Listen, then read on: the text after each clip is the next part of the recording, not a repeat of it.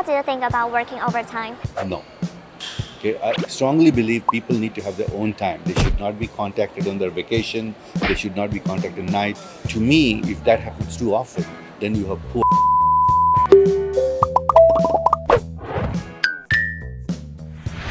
解看劳工在全球无所不在，不同国家对加班有不同态度吗？来听听外国人分享加班的辛酸故事。What is your job and how many hours do you work each week? I'm a lawyer, so I work in a law firm. 40 hours in a week. It's 8 hours on paper, but usually I have to stay a bit later every day. It's like 9 hours. And you know, when there's a lot of work, sometimes it's more. I work in construction industry. I work as a project safety manager. Usually I work 40 hours as a normal day, but I have 20 hours of overtime. So like each day it goes around like 2 hours per day. I'm a medical doctor. In Germany, there's a law that you cannot work more than 48 hours a week usually, but there are also contracts with opt-out stuff for night shifts and whatever.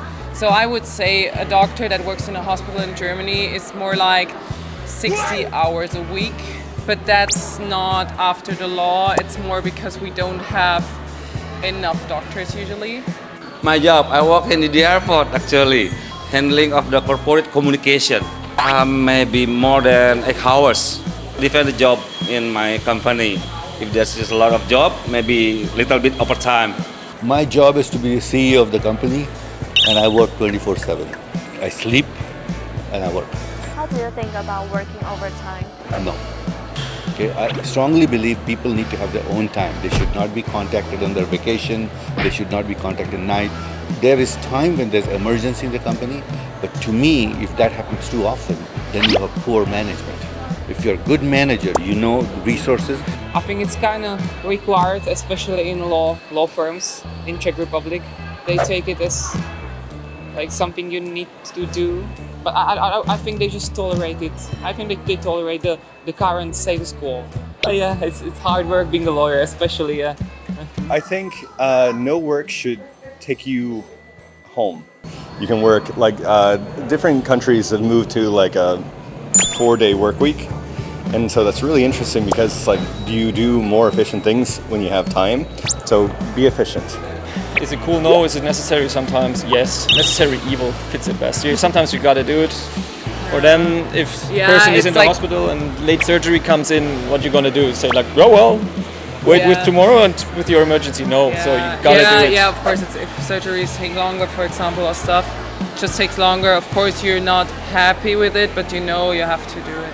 I'm fine with doing it if there's compensation, but also if it happens regularly, then it's a planning problem because people have a contract for 40 hours, so it's not right to push people for more regularly, in my opinion. Do you have any special or memorable working overtime experience? One time, one of our job, there was an immediate installation of power. That work should need to be done in 10 hours. But when we go and check, it's a 3 kV power, we have to release. It took 17 hours continuously. And we worked and we finished it. We got appreciation because, if we didn't, we only worked for 8 hours, and maybe other people, for 10 hours, they may not get the power. You feel like, how do you feel like if you don't have power for 10 hours? So we have to take it sometimes.